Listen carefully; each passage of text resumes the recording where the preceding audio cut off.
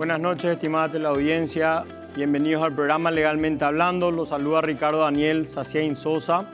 Quiero manifestar que este programa lo estamos grabando el día miércoles 7 y lo estaremos transmitiendo el domingo 11 a las 21 horas por las atenciones que requieren los partidos de fútbol del Mundial. ¿Por qué digo esto?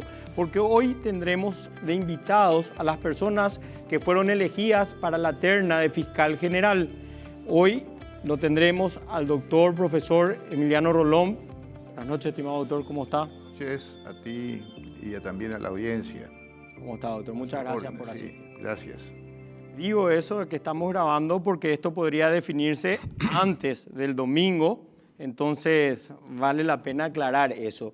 Estimado doctor, quisiéramos consultarle sobre su trayectoria en el mundo jurídico, como para hacer una breve presentación de quién es el doctor Emiliano Rolón y qué trayectoria tuvo en el mundo jurídico. Muy amable, gracias. Emiliano Rolón Fernández es un abogado de la promoción 1982 de la Facultad de Derecho de la UNA.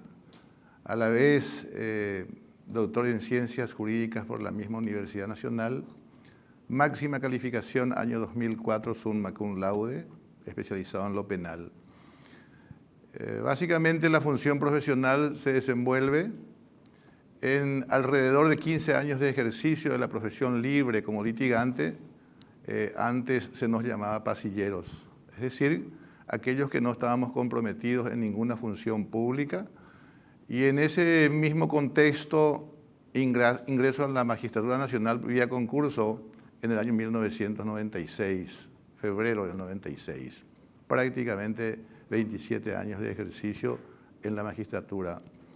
Desde los inicios formo parte de los grupos de reforma penal y trabajo en la estructuración previa del orden penal y procesal penal, en el asentamiento práctico y también en las propuestas de reforma legislativa como representante de la Comisión del Poder Judicial en la Comisión Nacional de Reforma del Sistema Penal y Penitenciario. A la vez fui director de la Oficina Técnica por mucho tiempo del Poder Judicial, entidad que de alguna manera se encargaba de monitorear el comportamiento sistémico del orden penal vigente. Y en la parte docente soy profesor titular de Derecho Penal en la Facultad de Derecho de la Nacional. También soy profesor líder del mismo sistema para encargarnos de efectuar las revisiones de los contenidos programáticos y las mallas curriculares. En el ámbito de la representación internacional, ejercí también mi labor en todo lo que es tratamiento y discusión del Estatuto de Roma y también intervenciones en San José de Costa Rica y La Haya, Tribunal Internacional. Un poco en apretada síntesis, 40 y tantos años de ejercicio profesional permanente en todos los niveles, como abogado litigante, como magistrado, como docente universitario, escuela judicial y colegio de policías. Un poco relata en forma rápida mi trayectoria en el ejercicio de mi función, con el cual hoy estoy comprometido. El orden penal vigente para mí es un compromiso activo que quiero coronar justamente a través de mi intervención, creo, necesaria y útil en el Ministerio Público. En otra ocasión también estuve ternado ya para la Corte Suprema de Justicia, año 2007. El derrotero que seguí fue justamente por esa suerte histórica que no todos tienen. En más de 2000 años de un solo sistema, la dogmática escriturista tradicional, en 1992 rompimos con ese esquema e instalamos la lógica acusatoria adversarial. El derecho visto no desde la autoridad, sino desde la gente. Y ese es un compromiso que me tiene ligado y también plenamente útil porque en todos los niveles estoy trabajando por ello. Entonces, doctor, hablando de este tema, ¿qué usted piensa de nuestra Constitución Nacional vigente? La Constitución Nacional vigente, para mí, es una de las mejores elaboradas en el mundo moderno. diseña por vez primera en la historia la fragmentación del poder como regla. En el eje central de la distribución funcional nos dice que somos un Estado democrático, social, de derecho y republicano. Y esa concepción ideológica ubica principalmente al ser humano como eje y motor del universo jurídico. En las democracias, en las repúblicas y en los estados de derecho hay un sujeto preeminente, es el ser humano. Pues entonces el Estado se justifica en la medida que cumpla con su función de servicio, y ese es un eje central. Aquellos conceptos que justificaban la hegemonía del poder, como el principio de autoridad, o en lo procesal, la figura del juez comandante del proceso, hoy es historia. Del mismo modo que se fragmenta el poder, cuando discutimos un ordenamiento procesal penal, tenemos que fragmentar el poder. Ya no hay figura del juez preeminente, simplemente un sujeto procesal que direcciona el proceso, que va dictando los actos jurisdiccionales y asume un compromiso activo con control del fiscal y del profesional abogado. La misión del Ministerio Público también por vez primera tiene jerarquía, pues tiene autonomía funcional y administrativa para principalmente ejercer la acción pública. Función principal, el fiscal debe ser penalista en esencia, porque esa es la misión principal. Aparte de lo mismo, tenemos otras misiones como encargarse de los intereses difusos, de las comunidades indígenas, el medio ambiente, etcétera, a cuyas defensas también está comprometido el Ministerio Público. Pero su misión esencial es la de ejercer la acción pública, y en esa tarea la función investigativa es esencial. El sujeto procesal llamado fiscal hoy día es independiente, funcional, es encargado de la investigación criminal, encargado de que efectivamente el pueblo perciba que el ius puniendi se llega a través de esa vía. Y necesariamente el punto de partida inicial por la fragmentación del poder le corresponde al fiscal. La etapa preparatoria e intermedia, la fase previa a la imputación, etcétera, son tiempos que son exclusivos del fiscal. Le encargamos finalmente la misión de cargar con el saco de las evidencias bajo el sesgo de cadena de custodia y lo debe llevar presto hasta el juicio oral. Las garantías son la esencia del ser humano en todo el proceso penal. Esa observación debe ser clara y concreta, porque el sujeto que se confronta con el Estado, el imputado, es un sujeto que tiene que tener esas garantías elementales. El estado de inocencia, la duración del proceso dentro del plazo razonable, la necesidad de pruebas legales, son esencias de ese punto de partida. Y finalmente el juez en esta misma ecuación tendría la aptitud de ir direccionando el proceso a través de los actos procesales que le corresponden, a través de oralizar las actuaciones y a través de permitir el contralor popular de la gestión pública. Un poco la esencia y en forma sintética de lo que yo pienso del proceso penal y lo que es en la realidad práctica. Entonces, a su criterio, doctor, ¿el sistema penal vigente está bien? ¿Hay algo que modificar? ¿Sus ventajas, desventajas? ¿Qué opina? Suele ser un poco la preocupación de la ciudadanía la particularización de ciertos aspectos del conflicto, a veces en el campo de derecho penal de fondo, a veces también en el campo procesal. Mi recomendación siempre en estos casos es la misma. Nosotros tenemos un sistema nuevo, con bajo nivel todavía de alcance a la ciudadanía, incluyo a los abogados que tienen todavía problema cognitivo e ideológico en el sistema, pues solamente tiene 22 años de vigencia real. Fíjense la diferencia. Yo hablo de un orden dogmático tradicional escriturista a través de los cuales se tramitan los conflictos de orden civil en general, contratos, sucesiones, personas, etc. Y hablo también de las nuevas concepciones ideológicas que sustentan a este esquema. Al sistema escriturista lo sustentan las pruebas legales, valor preconstituido de las evidencias instalados en la ley. También se caracteriza porque son dirigidos por un juez y el conflicto se construye definitivamente con la demanda y contestación. Esto interpolamos en la lógica acusatoria adversarial porque principalmente la información se construye con elementos tenues. Desde el escenario del crimen, el fiscal debe evaluar la información y con elementos de sospecha en el hecho y la participación criminal como norte, debería iniciar una imputación.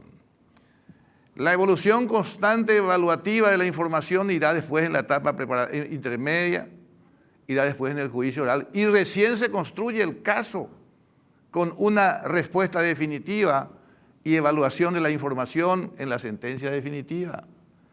El pronóstico altamente evolutivo debe ser de certeza. Fíjense si no somos diferentes ideológicamente en una y otra construcción. Esa es un poco la esencia de este sistema y por eso nos cuesta todavía y tenemos un bajo nivel evolutivo en la ciudadanía y también en los propios abogados y componentes del sistema de justicia. Doctor, hablando de otra cosa, ¿qué podría decir del perfil ideológico del doctor profesor Emiliano Rolón? ¿De izquierda, de centro, de derecha? ¿Cómo te definirías? En primer término, soy un republicano de ley. Eso quiere decir que confío, creo, me convenzo de que no debe existir en una república como somos diversos, no tendría que haber un poder hegemónico absoluto. Cada estamento, cada persona tienen el derecho y la atribución que les otorga la ley. Entonces, republicano. En segundo término, creo que la manifestación de la actividad pública de cualquier persona debe estar sujeto al control. La hegemonía es sinónimo de ejercicio de poder absoluto. No comparto en mi ideología, sino sencillamente creo en ese contralor popular. La gente debe ser capaz de evaluar la gestión pública, porque finalmente el servicio, en este caso de justicia, es un acontecimiento que debe ser contemplado por todos. En ese mismo orden, naturalmente, debo partir del centro en todo lo que es mi orientación y todo lo que es definición de conflictos. Las partes aportarán lo suyo y definitivamente me considero un hombre de derecho. Buena respuesta, doctor. Mi querido doctor, para responder al volver de la pausa, quiero hacerte una consulta. ¿Cuáles serían los ejes principales que van a guiar tu gestión de ser elegido fiscal general? Para responderlo al volver de la pausa.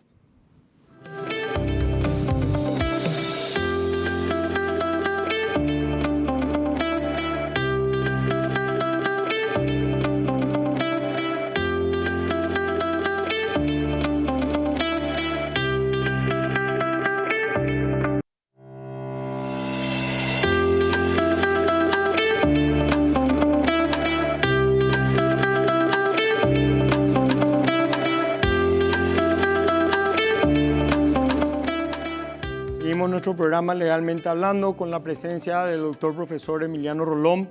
Estimado doctor, de ser elegido fiscal general, ¿cuáles van a ser los principales ejes que van a guiar tu gestión? Necesariamente el punto de partida debe constituir en la necesidad de ordenar la casa. Hoy tenemos una institución débil, desacreditada y ausencia de liderazgos.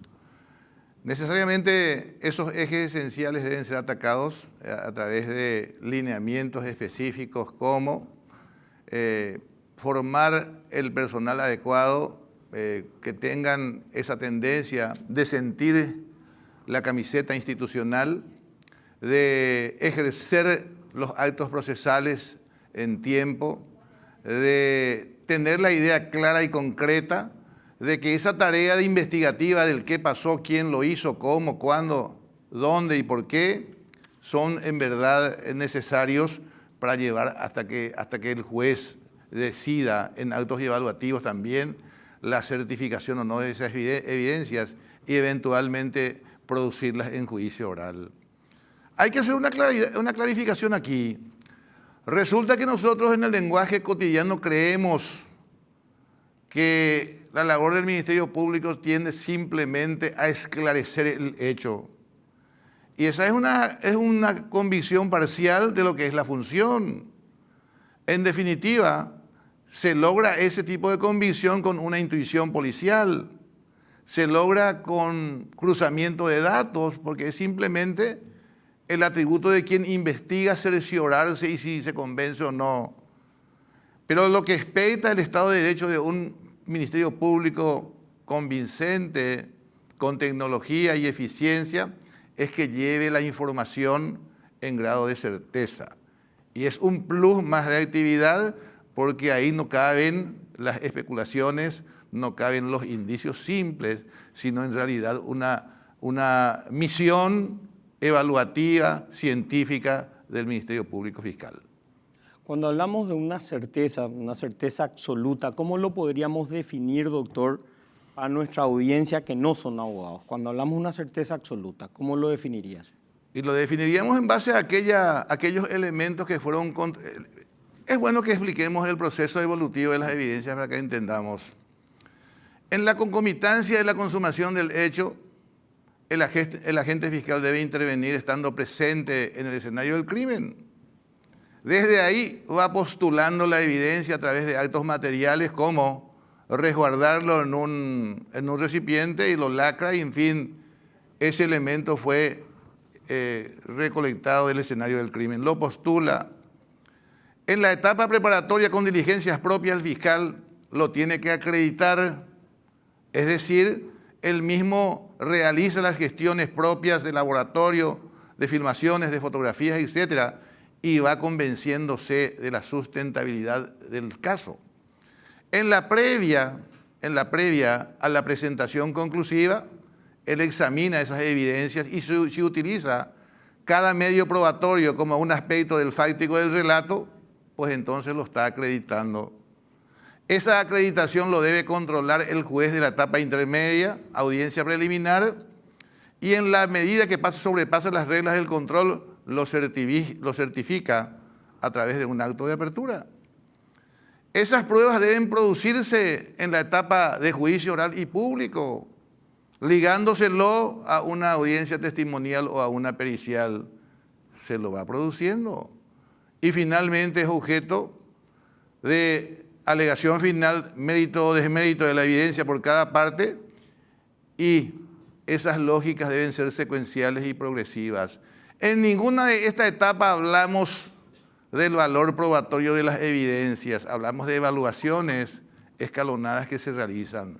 Finalmente, recién al término del debate oral y a través del cumplimiento del principio deliberativo, el Tribunal de Sentencia examina las evidencias y le da el valor que ellos creen y estiman fueron controvertidos y decantados.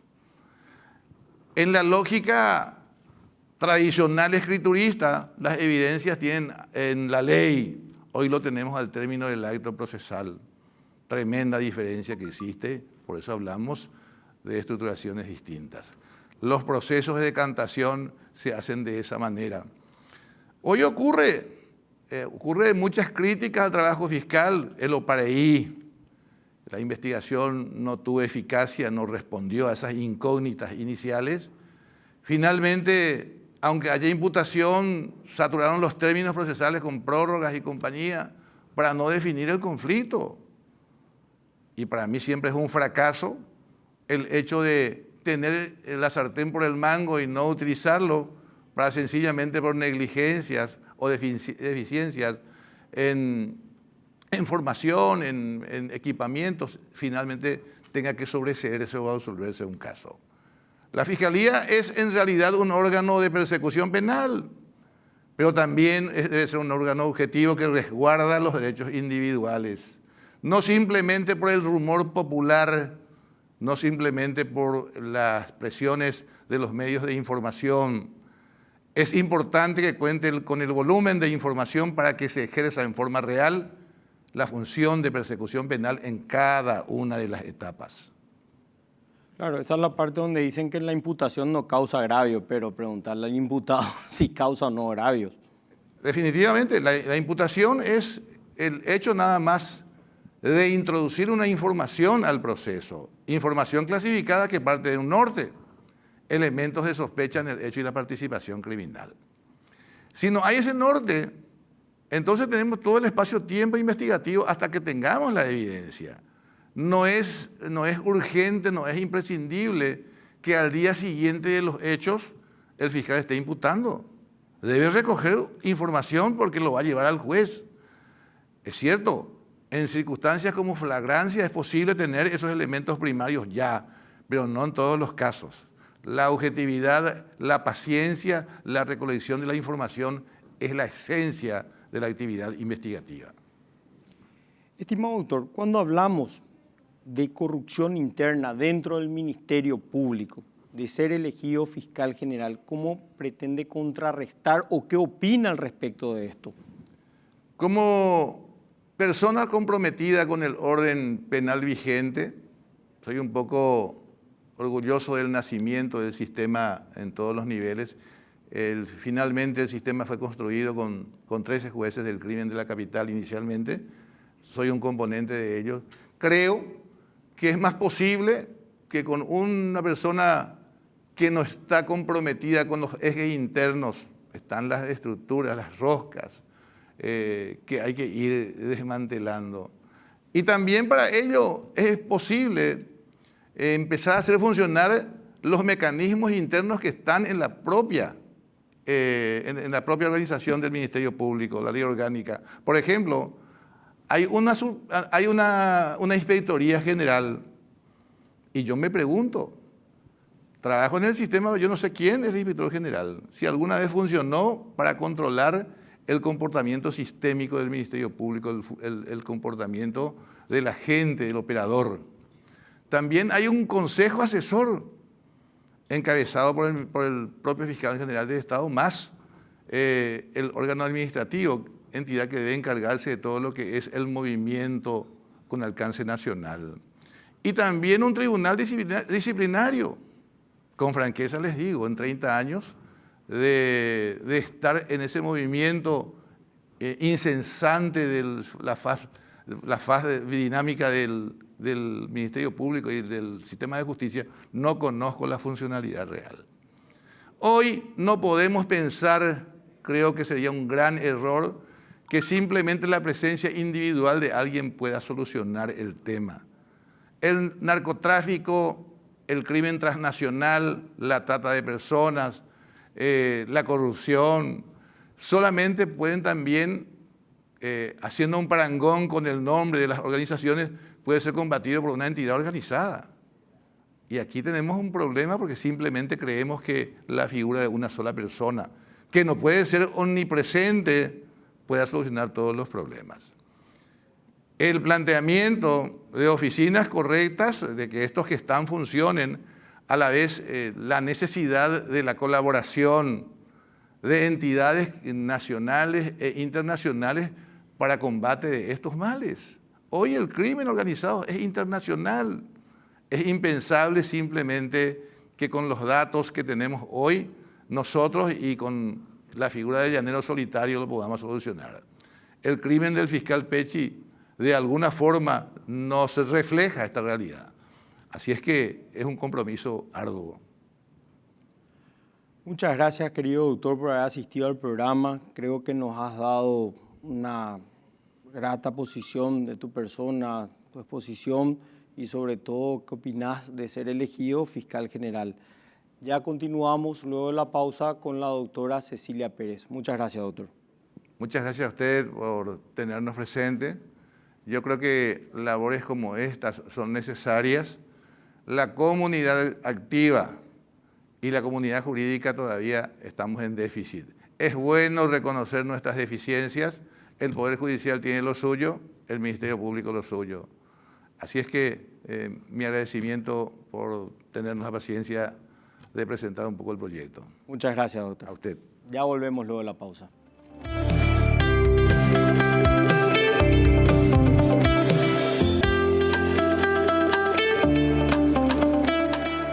Continuamos con nuestro programa Legalmente Hablando. Contamos con la presencia de la doctora, profesora Cecilia Pérez. Buenas tardes, doctora. Buenas noches, perdón. ¿Cómo está, doctora? Buenas noches, doctor. ¿Cómo le va? Y a toda la teleaudiencia. Gracias por venir, estimada doctora. Primero que nada, mi querida doctora, queremos preguntarte sobre tu trayectoria en el mundo del derecho. ¿Quién es la doctora Cecilia Pérez? Su inicio en el mundo del derecho a hoy está alternada para fiscal general.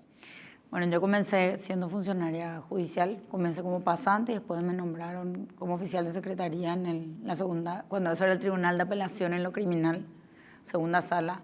En ese mismo tribunal ascendí como actuaria. De ahí me fui a San Lorenzo como defensora pública. Vine a la capital un tiempo, volví a San Lorenzo y después renuncié para ejercer la profesión en el privado. Ejerciendo la profesión me tocó asesorar al Canciller Nacional en el año 2008. Un año estuve en la Cancillería en paralelo al ejercicio de la profesión y también continué ejerciendo la profesión hasta que en el 2016 me convocaron para ser viceministra de Política Criminal. Estuve ahí hasta el 2018. Salgo del gobierno con el cambio de gobierno y a los un año cuando hubo cambio de ministro, el ministro Evero Velar me vuelve a convocar para volver a mi cargo anterior, o sea, el cargo de viceministra, para continuar el proceso de reforma penitenciaria. Y luego eso es que me convierto en ministra a los 2 meses. Siempre hago este comentario, era que yo fui un accidente en el gabinete porque no estaba previsto. O sea, yo me fui para seguir trabajando técnicamente en el proyecto de reforma y bueno, por cuestiones de salud del ministro, él renunció a los 2 meses y me quedé yo en su reemplazo. De ahí, este año, en febrero de este año, el presidente hace cambios y me lleva como asesora de seguridad de la Presidencia de la República. Claro, pero un poco antes de eso, doctora, yo recuerdo, por ejemplo, tu participación en el tema de Coabolaños. Cuando era defensora pública. Mucho antes, entonces contanos un poco antes, doctora, pero nos estás mandando muy al final. No, y te hice un resumen nomás. Muy ejecutivo fue tu resumen. Sí. Caso de Coabolaños, yo recuerdo muy bien tu participación en eso, si nos podés comentar. Bueno, la designación del caso de Coabolaños fue el desafío más importante que yo creo que tuvo de por sí institucionalmente la defensa pública de aquel tiempo, de aquel entonces. Hago esa aclaración porque la defensa pública de aquel entonces no es la defensa pública que es hoy. Hoy es una institución autónoma, autárquica, que está dentro del sistema de justicia, pero no es dependiente, es un órgano prácticamente extrapoder, a pesar de que a excepción de la Fiscalía, la defensora general o el defensor general nombra la Corte, pero está fuera administrativamente de la Corte. En esa época dependíamos de la Corte y decíamos con la justicia de paz que éramos la cenicienta del Poder Judicial, porque las condiciones de trabajo eran bastante precarias. Los salarios no eran buenos. Yo recuerdo que en ese tiempo ganaba 4.300.000 guaraníes, era mi salario, de los cuales 2,5 millones más o menos gastábamos otra vez nuestro trabajo. Yo estaba en una zona bastante compleja como era San Lorenzo en esa época. Yo el cargo era defensora pública del juzgado de San Lorenzo, porque antes no había tanta diferenciación penal, civil. Después sí vino esa diferencia. Y bueno, ese juicio fue un desafío institucional y también fue un desafío para el sistema de justicia propiamente, porque era un juicio muy grande, fue un juicio muy mediatizado y probablemente en tiempos de paz, la tragedia con mayores bajas civiles, por decirlo de alguna manera, mayor cantidad de muertes en un solo episodio en el conurbano, ¿verdad? Entonces, el impacto social era muy alto y la tensión del juicio era algo realmente fuerte, ¿verdad? Recuerdo que tenía un compañero que hoy es juez en Capiatá, Miguel Bernardes, y el día anterior a que se inicie el juicio fue en una cancha en el polideportivo del Comando Logístico. Nos fuimos a llevar nuestras cosas, o sea, una computadora, instalar con un pequeño escritorio al costado para poder trabajar durante el juicio y donde iba a estar nuestra secretaria que iba a ir tomando nota para poder apoyarnos. Y entramos al polideportivo y las luces prendidas así de un estadio, ¿verdad? De un polideportivo, toda la preparación del juicio. Y yo hago así como un gesto de susto. Y me dice mi compañero, ¿dónde nos metimos? Y ahí le digo yo, mira, es un poco tarde para que nos arrepintamos, mañana comienza el juicio, así que respiremos hondo y sigamos adelante, ¿verdad? Y realmente fue muy fuerte todo lo que vivimos en ese juicio, sobre todo desde el punto de vista de la defensa. Había mucha presión social sobre nuestros defendidos. En mi caso particular y en el de Miguel éramos defensa pública, no podíamos elegir a quién le íbamos a defender. Y por supuesto es diferente llevar un juicio de esa envergadura desde una institución o un sector del Poder Judicial bastante precario. Claro, también, por ejemplo, podemos destacar que en el cargo frente al Ministerio de Justicia tuviste un motín en Tacumbú también, que fue un acto no menor. Tuve un motín Sí. al que yo conté después que yo estaba embarazada, muy pocas personas sabían de mi entorno y esas eran las personas que me pedían que no me vaya. Yo ya me quería ir a la tarde para poder cortar eso, calmar y buscar una salida pacífica. Cuando me di cuenta que ya entraba la noche y las cosas no se lograban controlar totalmente, entonces me fui realmente me fui primero al ministerio y prometí en mi casa que me iba al ministerio. Después el que entonces era mi marido se enteró de que me fui a la cárcel y que entré al motín por los medios. Yo recuerdo que pensaba cuando me iba desde el ministerio al penal decía que era mejor pedir perdón que pedir permiso, ¿verdad? Porque ya sabía lo que me esperaba a la vuelta. Pero es algo destacable en el valor de entrar a un motín, no habrá sido fácil, no habrá sido una decisión simple. No, yo en ese momento no sabía qué iba a pasar después, principalmente después en el sentido que me podían sacar al día siguiente porque era por el impacto del motín, la responsabilidad política del ministerio, pero tenía que terminar en ese momento porque entraba la noche, ellos habían cortado la luz y si realmente era cierto que después se comprobó que eran 7 fallecidos, 7 personas que fueron asesinadas, si eso continuaba iba a amanecer una masacre probablemente en el penal, ¿verdad? Entonces había que terminar ya y como sea. Entonces era que cortar eso de una vez por todas y bueno, y después ver las consecuencias, pero que eso se termine ahí. Fue por eso que decidí irme y entrar y hablar con ellos. Muy, muy valiente de tu parte, mi querida doctora. Doctora, también te toca una pandemia al frente, o sea, te tocaron varios episodios Sí. que son bastante una pandemia, imagínate, con el tema de la emergencia penitenciaria con la emergencia sanitaria. ¿Cómo conviviste? ¿Qué hiciste? Realmente, cuando yo asumo el Ministerio de Justicia como ministra, ya venía preocupada porque había asumido con una emergencia declarada por ley, la emergencia penitenciaria, por el contexto de infraestructura y por los problemas de seguridad y los grupos de la delincuencia organizada que operaban desde los centros penitenciarios. O sea, se hacía un panorama bastante crítico con la consecuencia del caso de San Pedro, la masacre de San Pedro que había ocurrido antes de que yo vuelva al ministerio. Eso fue en junio del 2019. Yo me reincorporé como viceministra en septiembre y en diciembre, en noviembre es que me convierto en ministra. Pero era la consecuencia, y cuando digo la consecuencia es del impacto interno en el sistema, no solamente la consecuencia jurídica, que era una causa penal abierta, donde se investigaba y donde generó muchas consecuencias, inclusive en los hallazgos de esa masacre.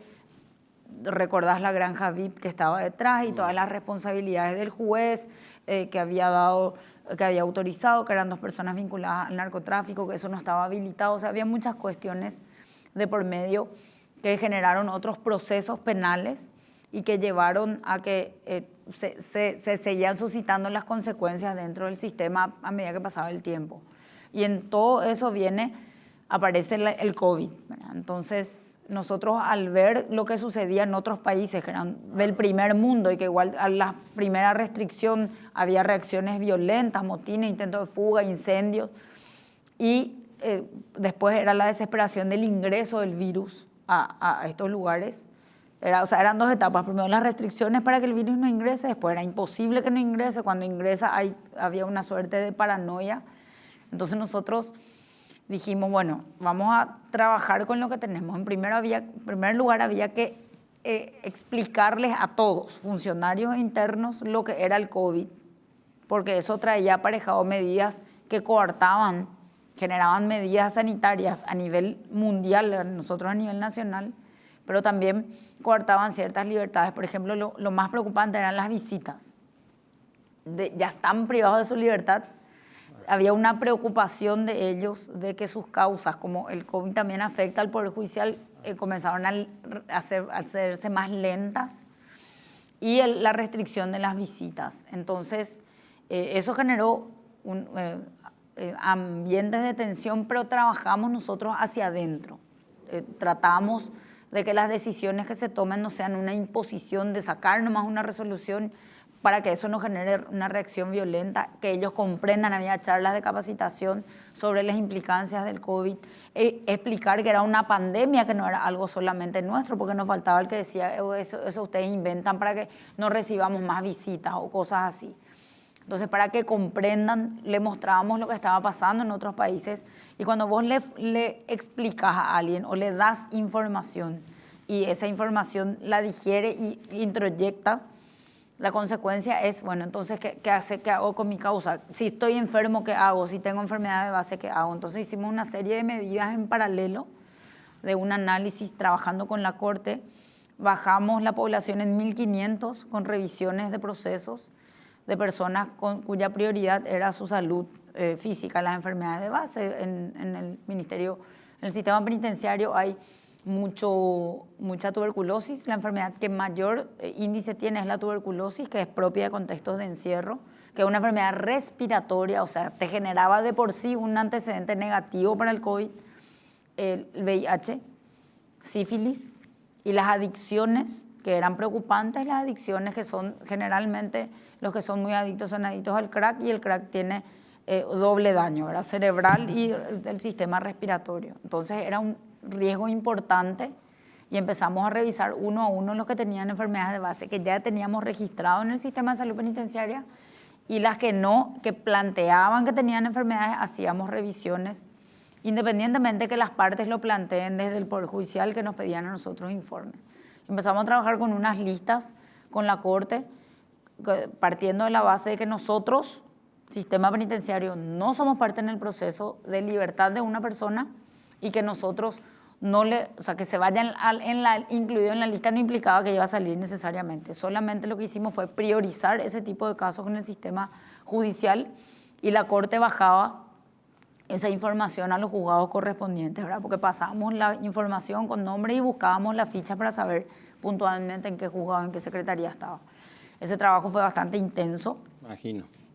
Y fue un ponerse en la camiseta, porque inicialmente nosotros no estábamos en la ley, en el proyecto original, en la ley de emergencia sanitaria no estábamos, no teníamos recursos, nos incluyeron después de estos fondos COVID, y después nos incluyeron en la ley, pero no nos daban el dinero, materialmente no teníamos. Claro. Hasta que vino él y presentábamos un montón de proyectos y alternativas, y pedíamos con cierta angustia reuniones regularmente con el Ministerio de Salud, hasta que finalmente ingresó el virus. Logramos contener el ingreso del virus 100 días, completamos 100 días, desde que ingresó al país hasta que ingresó al sistema penitenciario. Y ahí fue que tuvimos el contagio masivo, el contagio masivo en la penitenciaría de Ciudad del Este, donde de los 1.200 internos que había, de los test que hicimos, dieron 620 positivos. Entonces ahí sí podemos tener, ahí sí nos dieron recursos, porque no era solamente conseguir tapabocas o insumos, sino era afrontar los funcionarios que se iban enfermando.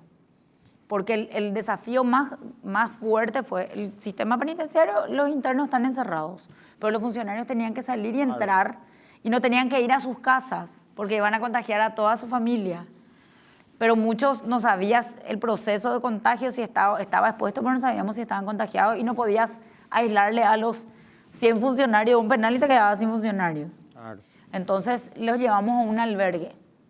Iban y venían al albergue hasta que nosotros podamos decretar sanitariamente que el penal estaba libre de COVID. Imagínate, doctora, todo eso. Pero pasando, doctora, para responderme al volver de la pausa, quisiera preguntarte cuál es tu opinión respecto a nuestro sistema penal vigente, para responderlo al volver de la pausa.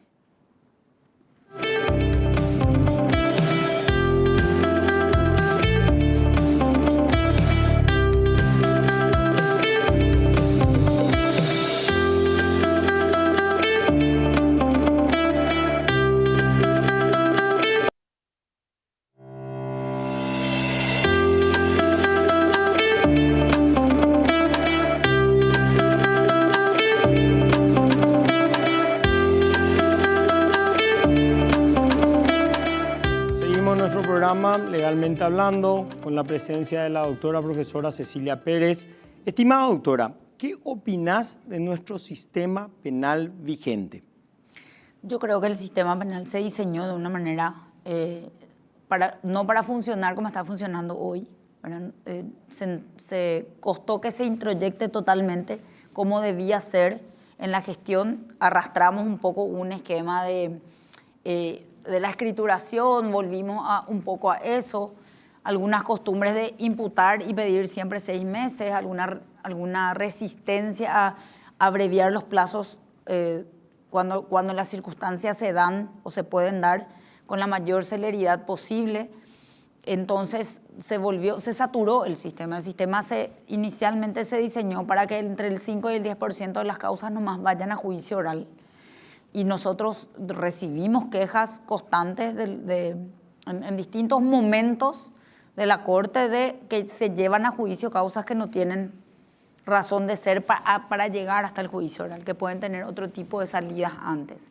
Entonces, eso nos genera una saturación del sistema que yo creo que se puede dar con algunos ajustes legislativos, dando mayores alternativas. Por ejemplo, hace poco hubo un estudio, y creo que una modificación que tiene media sanción de la ley del artículo 420 del Código Procesal Penal con relación al procedimiento abreviado, y eso a nosotros nos da la pauta o nos da algunas alternativas para salirnos de esa historia de que solamente el que tiene hasta 5 años puede ser pasible de un abreviado.